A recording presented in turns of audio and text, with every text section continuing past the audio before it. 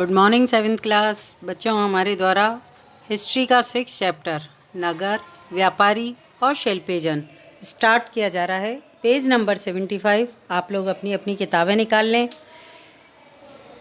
सभी बच्चे पेंसिल साथ में रखें। जो जो चीज़ें नोट करने लायक लगती हैं उन्हें तुरंत वहीं पर अपने नोट कर लें। आगे से आपके जितने भी पेपर और टेस्ट पेपर लिए जाएंगे उनमें चैप्टर के बीच के बने हुए क्वेश्चन भी आपके रहेंगे। MCQs के अंतर्गत प्रत्येक लाइन जो आपको मोस्ट इम्पॉर्टेंट लगती है, जिस पर क्वेश्चन बनाया जाता है, पढ़ाते समय बताया जाता है, आप उसे नोट करेंगे।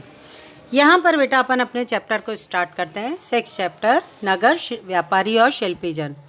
एक मध्ययुगीन नगर की यात्रा पर आया हुआ कोई भी यात्री उस नगर के बारे में कैसी आकांक्षाएं रखता है, यह इस पर निर्भर करता है कि वह नगर किस प्रकार का था।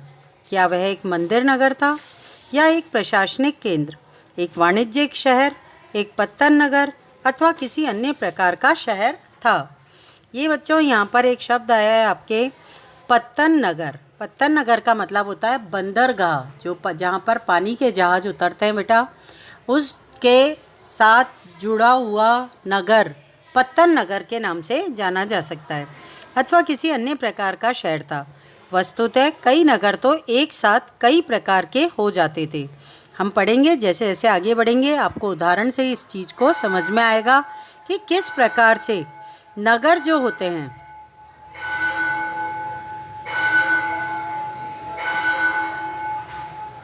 यहाँ पर आपको पढ़ने को मिलेगा उदाहरणों सहित किस प्रकार से एक ही क्षेत्र में विकसित नगर फेमस तो पहले एक ही कार्य के लिए था, चाहे वो मंदिर के कारण था या प्रशासनिक दृष्टि से था, लेकिन जैसे जैसे उसका विस्तार हुआ या समय जैसे जैसे आगे बढ़ा, एक साथ कई केंद्रों को वो डिनोट करने लगा। मतलब मंदिर के साथ साथ व्यापारिक केंद्र भी वो बन जाता है। ऐसी ही जानकारियों के साथ ये चैप्टर आपको पढ़ने को मिलेगा। आगे बढ़ते हैं अपन।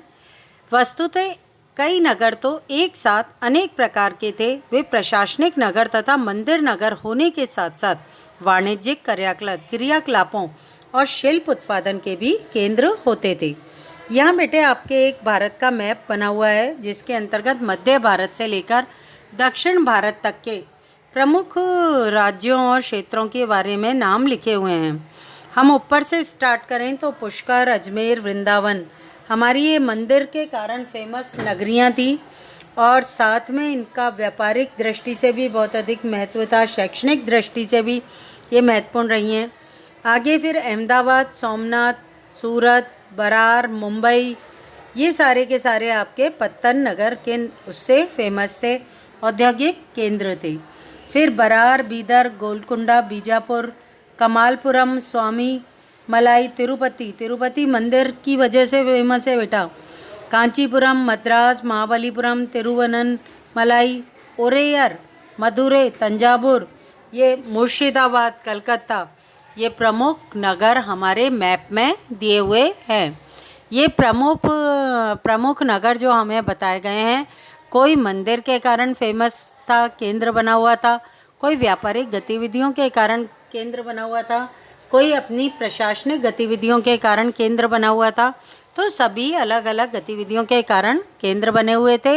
और उस समय विशेष में मध्यकालीन भारत में मिडाइवल पीरियड के अंदर, मध्यकालीन जो समयावधि थी हमारे भारतीय इतिहास के संदर्भ में, उस समय ये प्रमुख नगरों की श्रेणी में आते थे। आगे बढ़ते हैं हम। यहाँ पर पेज अपना चेंज कर लीजिए। पेज नंबर 76 से पढ़ना है। प्रशासनिक केंद्र अध्याय 2 में आपने चोल वंश के बारे में पढ़ा था। आइए हम अपनी यहाँ पर उदाहरणों से ही बताया गया है आपको प्रशासनिक केंद्र किस तरह का होता है।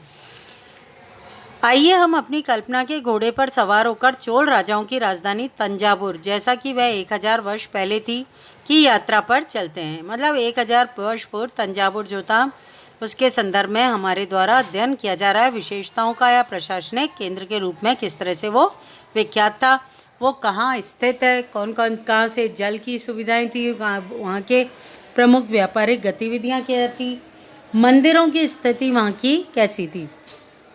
वर्ष में 12 महीने बहने वाली कावेरी नदी, नोट कर लेना इस नदी का नाम, ये 12 महीने बहने वाली थी और इस सुंदर नगर के पास में यह बहती थी। मतलब दूसरे शब्दों में हम कहें तो आपके कावेरी नदी के किनारे पर बसा हुआ था तंजावुर शहर या नगर। आगे बढ़ते हैं। राजा राजराज चोल द्वारा निर्मित राजराजेश्वर मंदिर की घंटियाँ बजती हुई यहाँ सुनाई देती थी। लोग नगर के वास्तुकार कुंजर मल्लन राजराज पेरुथच्चन, पूरा नाम नोट कर लेना वास्तुकार का। ये बेटा अपने आर्टिस्ट थे, मतलब है ना, क्या कहते हैं अपन, नक्शे बना, जिसने इस तंजावुर शहर का नक्शा बनाया था, नगर का नक्शा बनाया था, वो उस वास्तुकार का नाम क्या था? कुंजर मल्लन राजराज पेरुथच्चन की वास्तुकला की प्रशंसा करते हुए नहीं थकते थे। हमें वास्तुकार का नाम इसलिए पता है क्योंकि उसने गर्व से अपने नाम को मंदिर की दीवारों पर उत्कीर्ण कराया था। यदि वो ऐसा नहीं करता तो क्या हम आज की तारीख में 1000 वर्षों से पहले किस व्यक्ति के द्वारा इस मंदिर मंदिर का और नगर का निर्माण कराने का मैप बनाया गया है, क्या हम जान सकते थे? नहीं जान सकते थे। तो इसकी जानकारी हमें कैसे मिलती है कि वास्तुकार का नाम कुंजर मल्लल राजराज पेरुथच्चन था? ये क्योंकि हमें जो मंदिर है वहाँ का राजराजेश्वर मंदिर, उसके दीवारों की पर जो उत्कीर्ण पत्थर हैं, उन पत्थरों पर इसका नाम उत्कीर्ण किया हुआ है। मंदिर के भीतर एक विशाल शिवलिंग भी स्थापित है।